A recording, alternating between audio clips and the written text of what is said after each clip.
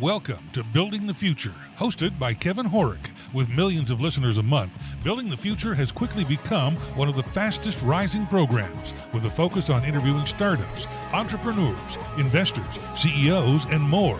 The radio and TV show airs in 15 markets across the globe, including Silicon Valley. For full showtimes, past episodes, or to sponsor the show, please visit buildingthefutureshow.com.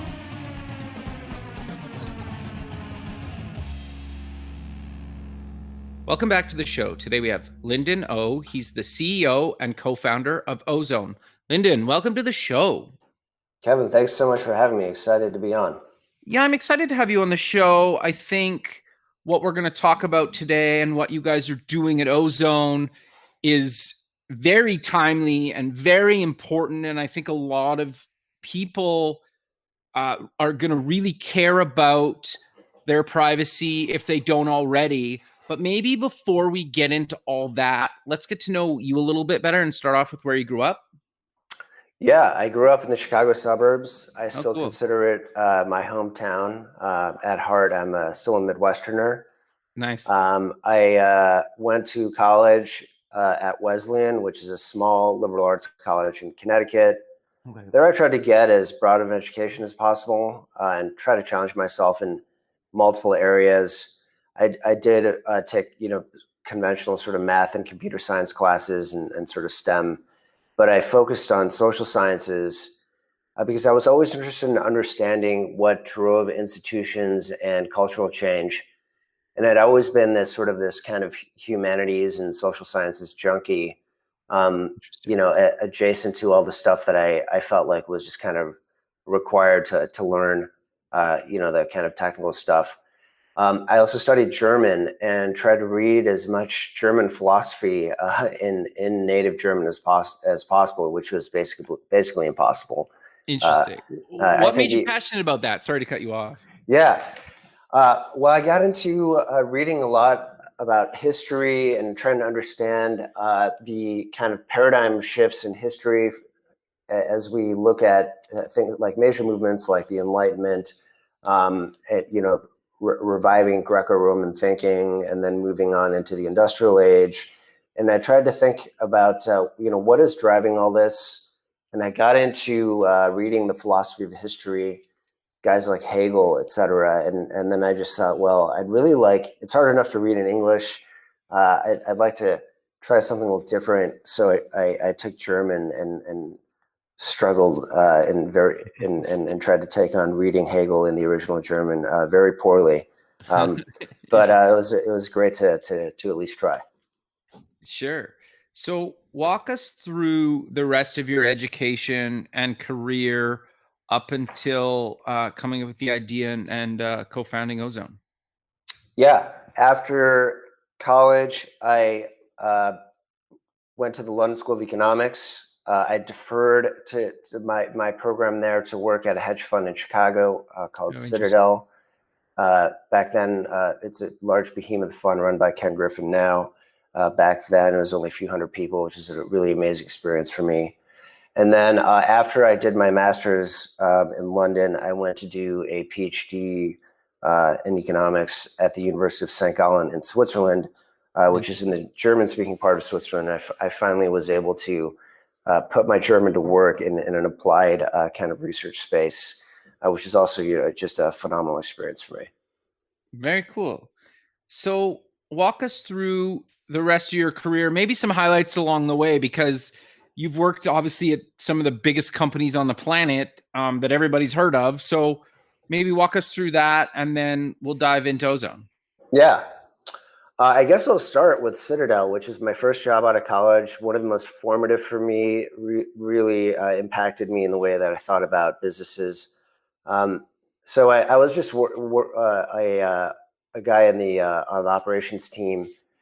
What we really did day to day was make sure that trades were executed and settled correctly, which taught me a lot about attention to detail. And but beyond that, just at the organizational level.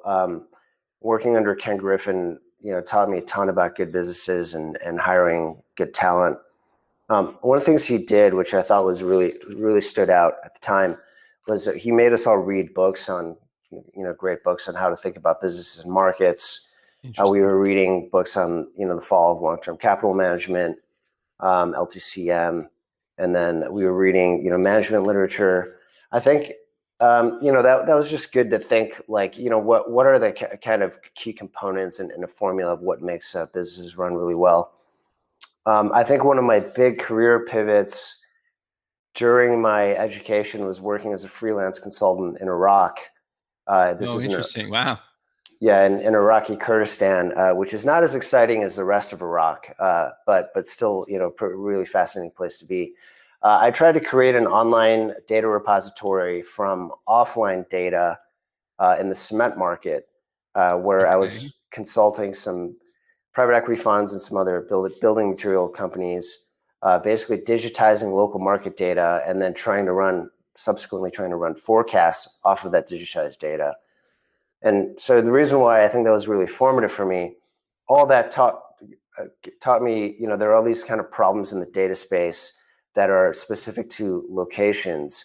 And there are a lot of people that are trying to understand locations and really try to quantify, events and people and movement of assets. And so that inspired me to start my first company, which is Leviathan Analytics, which is basically a way for any business to visualize online what is happening in real time around its physical location. So you could drop a pin on a map based on your lat long, and then we would visualize in real time everything we knew about that location. Anything that we could grab on the digitized world about that location, we would be able to visualize on a map. Very cool. So really, that Iraq experience, it gave me a great toolkit, I think, just generally to go into tech, because I started thinking about data problems. And that's when I went to join Facebook as a data scientist. And then after Facebook, I went to Google and I worked on building internal engineering tools on the Google Trust and Safety team. Interesting. Okay. So walk us through your analytics company getting acquired, and then how you started and came up with the idea for Ozone. Yeah. That company was my first foray into the startup world. I started with a friend of mine from grad school in London, and Nice. We were really lucky. I struck out on my own, sort of leaving a very comfortable and actually very challenging and good position at Google to run with this passion. And we bootstrapped on the basis of some contracts that we had, and we were kind of working in a transition state from a tech-enabled services company to a SaaS platform, and closely consulting with this is a B2B company, so closely consulting with the enterprise customer in speccing out the features of what a good off-the-shelf kind of shrink-wrap SaaS platform would look like. And that was really great for us to have that relationship. And I learned a ton just about, how do you create a new product completely to solve for businesses in a kind of scalable and rinse and repeat way. That led to multiple other contracts with a large luxury hotel property with now 18 locations in mega cities all over the world. The use case being, we want to see what's happening around the hotel, this very expensive hotel property with VIP guests that come on and off the property, usually with heavy security detail, meeting other VIPs, in the hotel or going to other places. So that was really fascinating to take on, I think, a kind of anachronistic model of hiring kind of security guards to walk around physical properties and then ushering them into the digital world with a real-time SaaS. And so I bootstrapped on relationships like this for about 14 months and hit that sort of divergent point where I was either going to sell the company or go into a laborious fundraise process. Tried to do a little bit of both time, and very fortuitously had an offer from a private equity-backed company to come in and to be acquired and have an earn-out, and then merge the tech roll the tech into the private equity portfolio but chiefly what into the company that had acquired us, and that company was Finder. And Finder was a really interesting company that did, very coincidentally, a lot of the same work that I had done in Iraq, which is bring the offline world onto the online world. And that was, if you want to, what 50,000 people in Brazil are saying about a new product that just came out through the major supermarket chain, how do you go and get that, and how do you put that online and make it accessible through a database and be able to query, public what the public is saying about that product, what those people look like in terms of demographics, and how else you could reach those people through that tool. So Finder was doing a lot of that in building this kind of network of offline data collectors. We like to think of them as kind of Ubers for data. So if you are a global supermarket chain like a Carrefour or a Walmart, and you're trying to understand a very local market that you're looking to enter, you could call up our offline collector system and basically call an Uber for data, and then tell them to go and find out X, Y, and Z about this particular zip code or this location. And here's a set of questions you want to ask, and also take some pictures, and also let us know just generally what you observe. And then that would be sent back and made available through an API. And we were actually the largest vendor through this tool, the largest vendor to a very well-known market research company that ran public opinion surveys all over the world. And we were the lead vendor for their flagship global public opinion survey product. So that was a really amazing opportunity for us to get to know the relationship between people and a single piece of data. How does an individual think of a piece of data, like their opinion on something or their own demographic attributes, and then compare that to what a business thinks about that same set of attributes and that person. And what I realized at Finder was that they're basically the same. And people actually, there's a convergence point where people, they actually think that their own opinion, the things that they do, they should be getting value back for it in the same way that enterprises are getting value for it, rather than one-off surrendering it over to the company.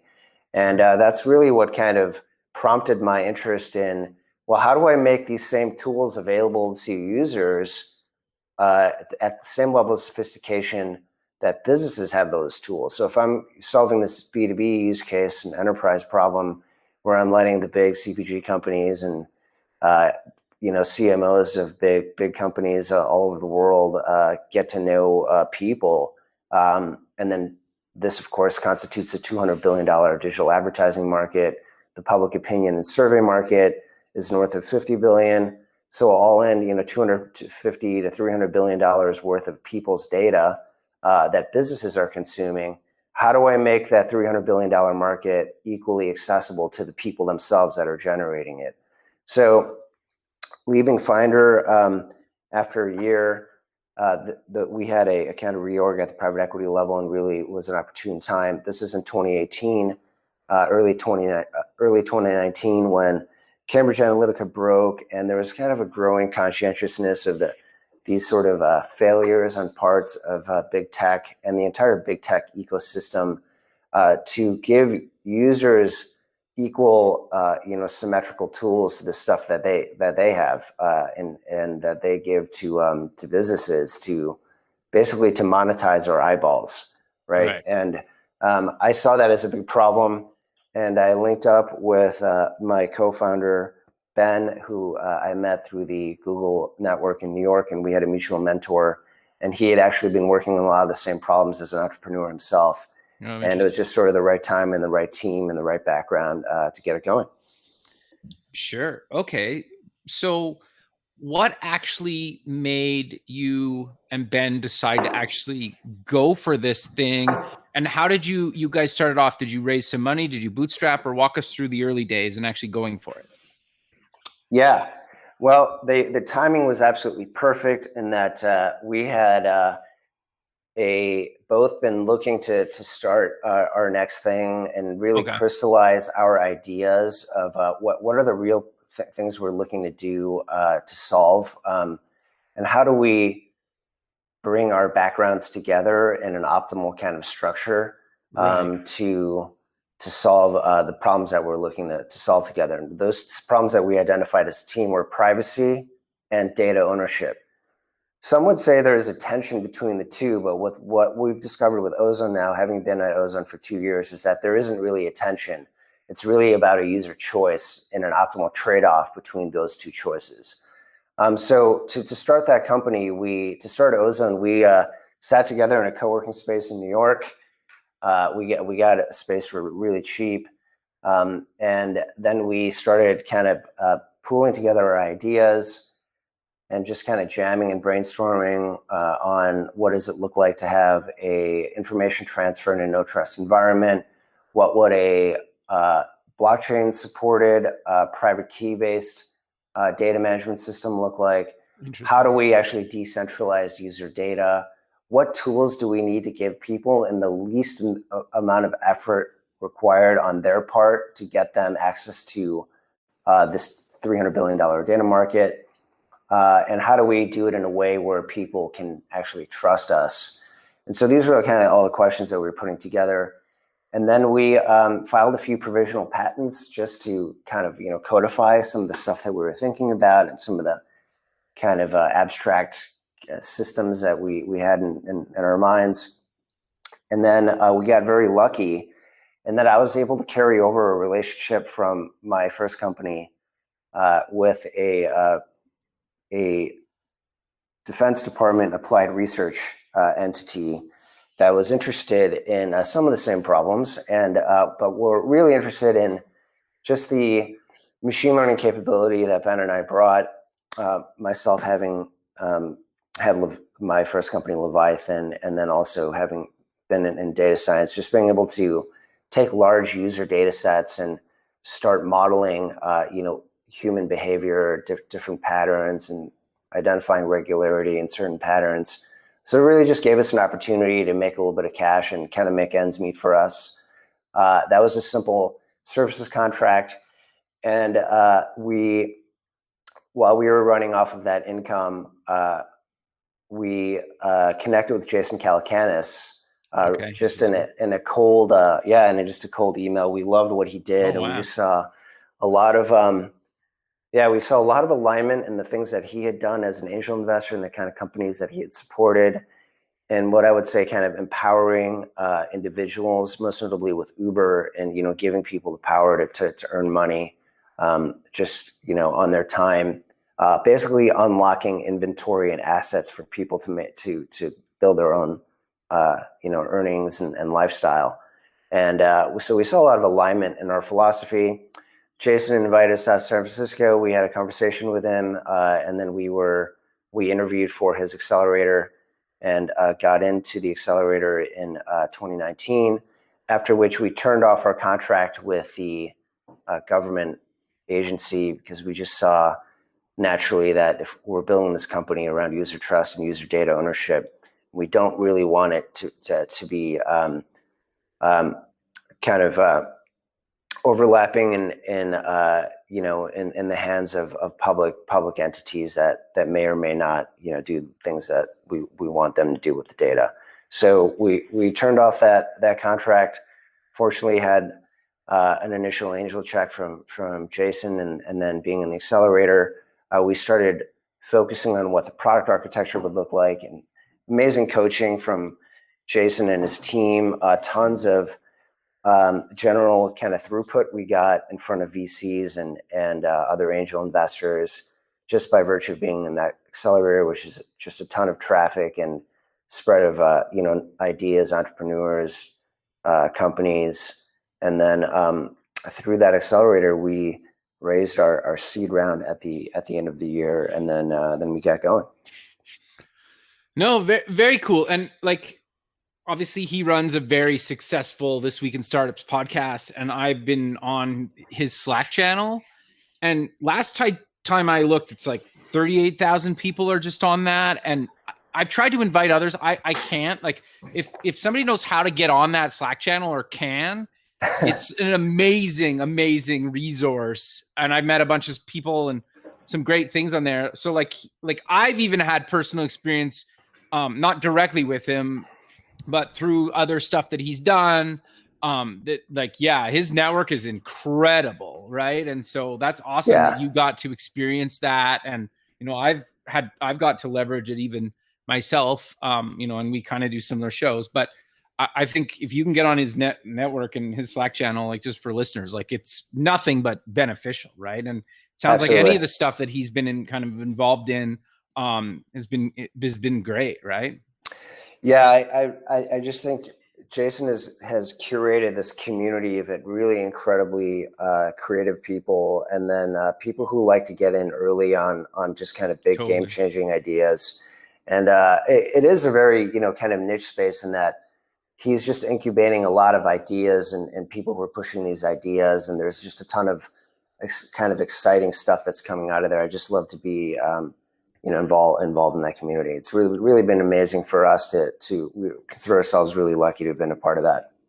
Very cool. So walk us through actually getting some of your first clients and customers, and how has the platform evolved over the last couple of years? Yeah. So taking on this big two-sided marketplace problem required a lot of experimentation early on. So I moved the company to LA to be in a consumer, little bit more of a consumer market, and move away from the B2B kind of data privacy and compliance culture, I would say, which prevails more in the tech scene in New York. I do think geography really does matter in building a company. So kind of tapped into the consumer vibe. Yeah, we build a consumer vibe in California. So me kind of coming back, I've been in the Bay Area before and moved now living in SoCal. And so we tried a few things. Really what we were trying to ask ourselves was, how much will people opt in into a company that they had never heard of and give us a preview of their personal lives in exchange for some undefined amount of money that they would be getting. And then define what is that unit around which they'd be earning, what is that unit of data, what are the unit economics for personal data. So we just thought, the market breaks it down into a few ways. It's usually all kind of revolves around identity and authenticated identity, but if you consider that as the kind of the hub in a hub and spoke system, there are other streams of data that flow into that identity. There are things like, your financials from your banking and your payment credentials. And then there's your clickstream data, which is sort of your browsing. And then there's your social, which, kind of reinforces identity, but basically tells an advertiser, like, who is this person in terms of brands and purchases and lifestyle and affinity, brand affinity and people. And then opening up sort of a market of, who are the influencers that this person responds to and follows. And then there's, of course, content consumption around media and entertainment, which also informs personal taste and choice and disposable income preferences.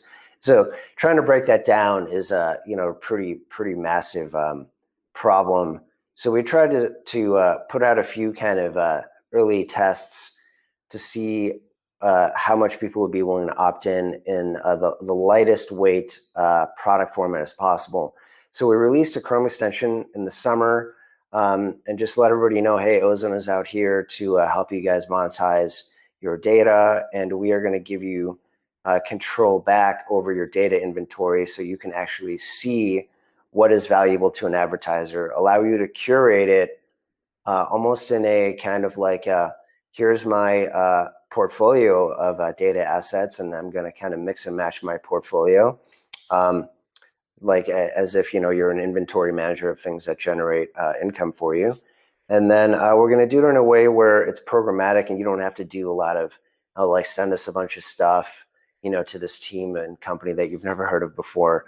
We'll just do it through a simple flow and kind of a linear flow and then opt in programmatically different pieces of data by authenticating over an API. And what we found, so we did that for YouTube and Instagram and Twitter, and we got a few people to opt that stuff in. And then we got surprisingly a lot of people to opt in their Gmail access. And what that really taught us was not so much, so we ended up backpedaling out of that product format because we saw that it was asking people for a lot for little value right now. Okay. But what we learned was that people are generally not sensitive to the things that they do every day online. And they know that they share a lot of it in a community to begin with. And as long as they get something back for it and they feel like they have a sense of control, people are willing to do what a lot of privacy theorists expect people will never do, which is things like go ahead and read my email. And what we learned is that a lot of people just have kind of made their peace with the fact that they're going to be living their lives on the internet and continually signing up for new services and opting into different apps and communities. And all that is escaping into the ether. And there's very little that you can do besides play a constant whack-a-mole process to kind of batten the privacy hatches.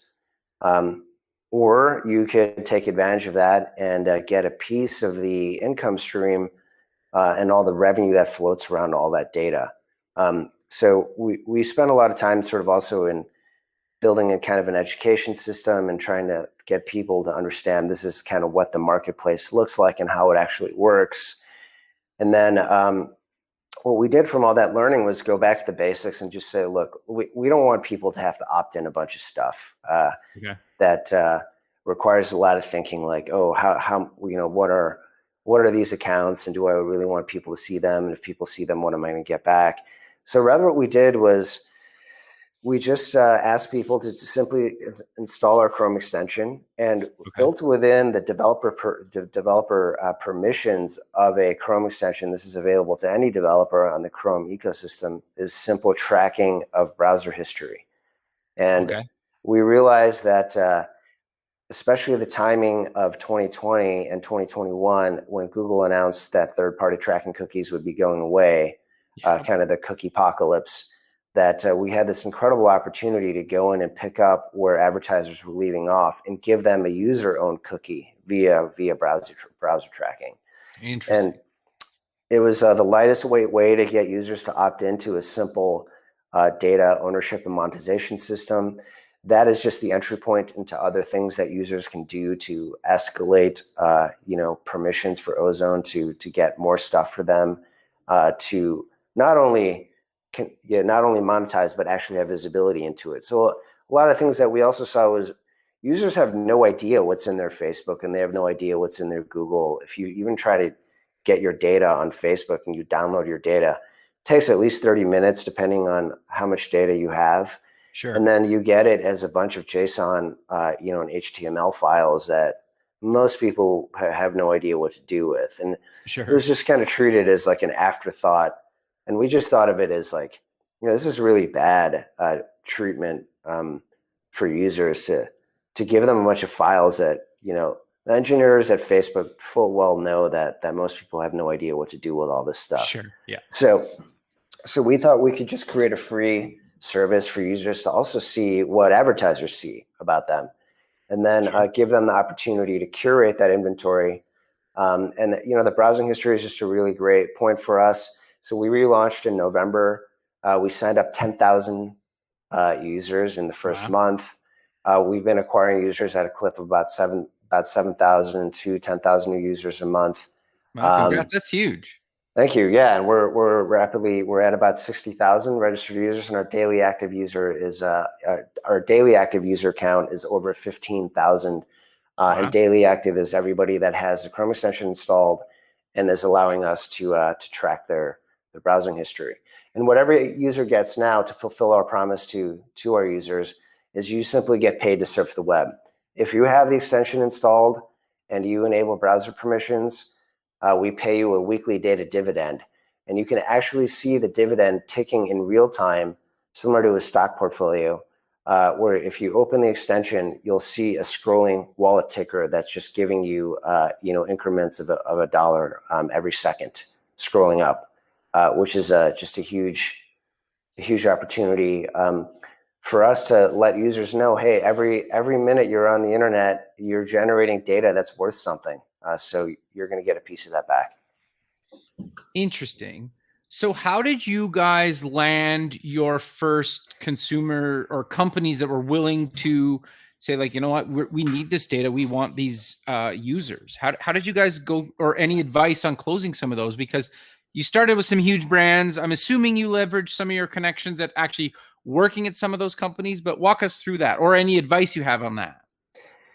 Yes. So our experience was a little bit different in that we didn't go for the big kind of whales with longer sales cycles than as we could have early on. And what we wanted to do is validate our market with companies that are most in need and most behind the notion of data ownership and getting new channels to reach audiences. So we partnered with a company, huge direct-to-consumer CBD company, health and beauty and wellness company based here in California called Kush Queen. Olivia Alexander, CEO, is incredibly creative, incredibly smart, energetic, and really kind of radical also in her thinking about data ethics and data ownership. We're a huge fan of hers, and she's a huge supporter of Ozone. She has historically, as a business owner, struggled with getting ads out to users on conventional channels, which is an interesting problem in that when you really boil it down to what the problem is she's having trouble spending her marketing money on Facebook and Google. The reason for that is that they do not allow on a content basis, based on their policy restrictions, in any ad content that refers to to CBD and THC products. So that represented a huge opportunity for her to come and find an alternative delivery mechanism of those ad units, and to reach users through simple promotions, announcing a partnership with a company like ours. And we were able to drive over 2,000 unique leads to her platform in the first few months of our partnership. We ran a live game show that was ad sponsored by her that got the word out to our users in a highly engaged format of basically eyeballs glued to the screen for 10 to 15 minutes. And she's been incredibly helpful for us as a brand ambassador. And we struck our first contract with her just a couple of months ago, and we're excited to pilot our advertising product with her in just this summer.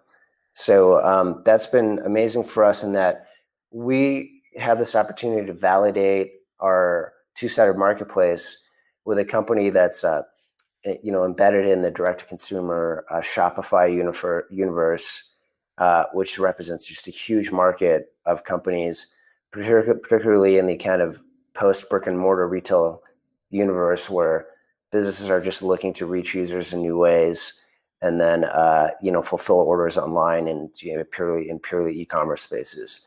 So that gave us an opportunity to validate early on. My advice is find people that have problems that are very current and are struggling with kind of stale processes, and then invent new ways to solve those problems. And that Kush Queen was exactly that customer, that partner for us. Interesting. Okay, and then talk quickly about the survey side of Ozone.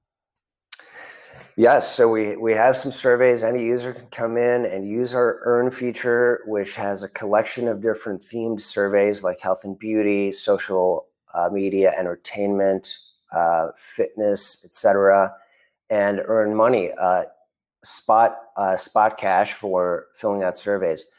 This is our opportunity to create one of the world's largest online real-time polling audiences. And what we want to do through our real-time push notification system is enable instant dialogue between a company and our user base, where a company like my last customer at my last company, which is a giant market research company, wanted, say, a panel of 100,000 people to ask them on Friday afternoon at 3 p.m., going into MLB postseason, who's your favorite team in the MLB race, and why is that your favorite team, and what players do you like? And then do this on a recurring basis, say at a fixed time, and get an instant answer. And then behind the answer is, who is this person? What do they like on social? What is their income band? Who are their friends, etc. These are sorts of things, and then do it in a completely permissioned way that's been opted in first party by that user, where the user has come out explicitly said, I'm perfectly happy to talk to whatever company, and they can know all these things about me as an individual, and as a group, as a cohort, as long as there's something in it for me and there's an equal and opposite exchange in that transaction. And so Ozone has created this real-time survey platform.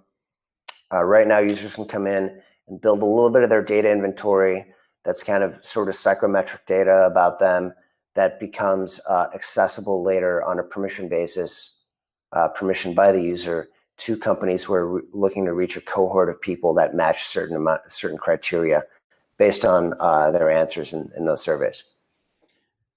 Interesting. Okay.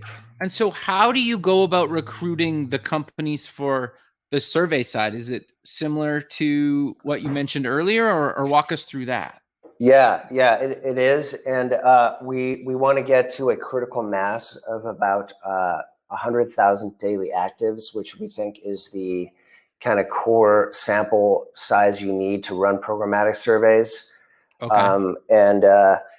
I am very excited to activate my previous relationships at Google, and also from my last company, Finder, to go and grab this market of market research, which is quickly evolving more into focus groups and digital focus groups, and really struggling, I think, with novel ways to access user opinions. Besides, one thing I saw was a lot of these companies still send pen and paper surveys, or they'll mail, directly in an envelope, a paper survey with a pencil, multiple choice format, and they'll also call landlines and ask people if they can take 10 minutes out of their day on the phone to answer questions. Sure. And there's kind of a digital feature that Ozone wants to create, where any of our audiences can be accessed at any time by a company, and then opted into a quick online on-demand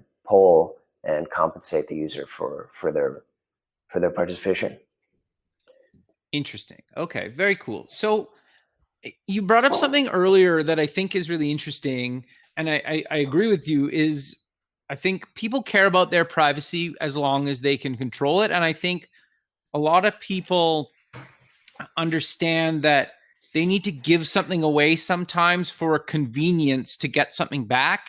And I enjoy some of those conveniences from the brands and companies that I trust, and being able to pick and do that, I think, is very important to people. And I think the fact that you're giving people back that control makes them a lot more comfortable with potentially even giving more data than maybe they would traditionally. Have you found that, or what are your thoughts around that? Yes, that's exactly the. I think that is the unlocked value of the transparency that we are trying. So put in other terms, as long as you tell the user this is what's happening and who's going to consume it, they're willing to give more if they find that the consumer of that data is going to give them something back. So what we're trying to do is create an efficient clearing system between users and their favorite companies, or companies in their favorite sort of spaces, so that the companies feel empowered by more data from that user to serve them the best possible good and service that is matched to that user's preferences. And what we find is, if a user is able to go in and tell companies, hey, I'm on the market for I have two kids that play hockey, and I'm on the market for ice skates every fall because my kids are growing quickly and they quickly outgrow their equipment. And I had, a really great experience with, X Sports apparel company. And as long as they're able to come back to me every fall with a new pair of skates that at a price that beats, competitors and saves me the time of having to go shop around for a new pair of skates every fall, I'm willing to tell them, oh, I also, in my extended family, we also go skiing to Colorado every winter. And when we go skiing, this is typically what we do. And I'm willing to opt in that information. Then the sports apparel company is able to turn around and then meet my entire sort of lifestyle needs, or even, that started with a single purchase, but then, kind of expanded into the full fold of all the things that I do in my lifestyle around sports, right? Around sports and lifestyle, and building that branded relationship between the user and the business is so important. And what we actually find solving for the enterprise side is that companies really struggle with remarketing expenses, because what they'll see a lot is a customer will come in and they'll try something out and then they'll churn and they'll never come back. Maybe they'll make a purchase and they'll send it back, say I didn't like it, and then they'll never come back. And the enterprise customer spends a lot of time trying to reacquire that customer. What does it take for us to earn your business again? Was it the wrong product, the wrong price? And what we want to solve for is the user to tell businesses, advertise to me, yes, because I like it, or don't advertise to me at all because I don't think I'm going to like this stuff. So trying to create a little bit more of an efficient match between the two parties, almost like we try to be very careful with this analogy, but a lot of it's sort of like a recommender system that you would find like on a dating app. We're going to match these two people because of these attributes that are closely, corresponding. And we are building on our back end a smart learning system that smartly matches the user attributes to that given enterprise customer. Interesting. Okay. I'm curious to get your thoughts on what do you think the future of privacy is going to be? Because I think it seems to me anyway, like the pendulum swings one way where, everything gets locked down for a while. People realize like, ooh, there's some pros and cons to this. And then it kind of goes back to the middle and then maybe goes a little bit looser and then kind of swings back. Like, what are your thoughts around that? Or do you have any other predictions that you've kind of seen that we haven't talked about yet? Yeah, I do actually. I think that people are aware that there's a almost oligopolistic system of personal data generation, and the privacy controls over that data that's generated. And the rules are really set by just a handful of companies. Like here's your data, and this is how we're going to present it to you. And if you don't like it, that's just kind of too bad. But enjoy the free service, right? And enjoy liking posts, right? And I think we are moving now into, rather than big companies and third parties owning this data, we are moving into a first party world, mainly made possible by growing consumer consciousness of kind of decentralization and sovereignty, so that a lot of it starting with the creator community, where content creators, which I think tend to be the ones that set kind of paradigms for the way people think of data.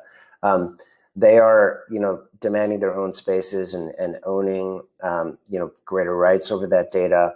And then, that's evolving into a first party kind of walled garden that are run by the creators.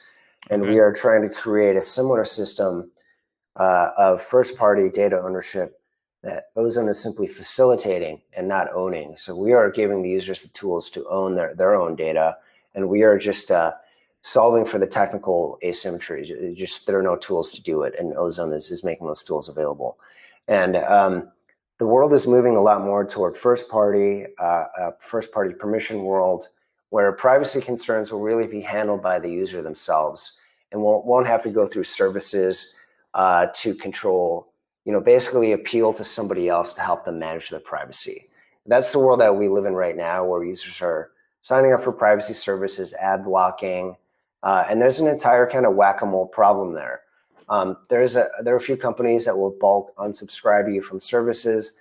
They will let you know, oh, hey, did you realize that when you use social to sign up for this new app, for example, you signed up for this grocery delivery app and you forgot you used Facebook to sign up for it. If you want, we can opt you out of it. Do you want us to do that? And this is like a constant sort of like a plugging a leaky hole problem Sure. that you're surrendering to other parties to do. And I think in the future, it will be companies like Ozone that are creating those tools for those users themselves to say, here's my access point. This is how you can get to me. This is what I want if you're going to reach me. This is what you can know about me. And 10,000 other people like me. In exchange, I expect to have some value returned to me. And so I think Ozone is just a handful of many companies that are moving in this direction. I think the internet has kind of reached this inflection point where it's no longer, kind of run through big institutions, but a lot of it is just coming back as people start demanding their own sort of sovereign tools. Business will now be forced to reckon with that, empowerment at the individual level. Like, hey, this is the world that we now live in. Individuals need their control, and we're going to deal with the individuals themselves. No, that makes a lot of sense. But sadly, we're kind of coming to the end of the show. So how about we close with mentioning where people can get more information about yourself and Ozone? Yeah, very easy to sign up. Anybody can go to ozone.ai. It's super easy to create an account and then go to the Chrome Web Store and type in Ozone to get our extension. It's free for everyone. And we're also on the iOS App Store, and anybody can get our mobile app there. And I encourage everybody to go and get our free tools. Very cool. Well, I really appreciate you taking the time out of your day to be on the show, and I look forward to keeping in touch with you, and have a good rest of your day. Thanks, Kevin. Thanks for having me on. Yeah. Thanks very much. Okay. Bye. Thanks. Bye. Welcome to Building the Future, hosted by Kevin Horek. With millions of listeners a month, Building the Future has quickly become one of the fastest rising programs, with a focus on interviewing startups, entrepreneurs, investors, CEOs, and more. The radio and TV show airs in 15 markets across the globe, including Silicon Valley. For full showtimes, past episodes, or to sponsor the show, please visit buildingthefutureshow.com.